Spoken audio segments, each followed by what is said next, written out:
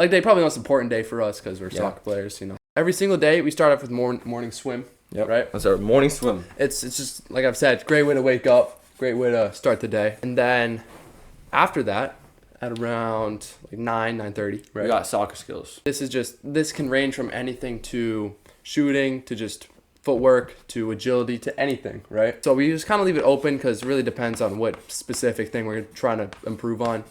So that's a big part. Depends on the personal preference or what we need to work on individually. And then after soccer skills, we take a little bit of a break.